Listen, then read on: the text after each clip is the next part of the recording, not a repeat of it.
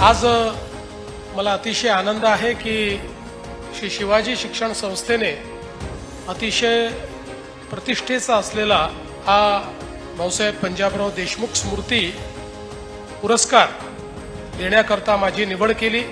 मी त्याबद्दल त्यांचे अतिशय मनापासून आभार मानतो।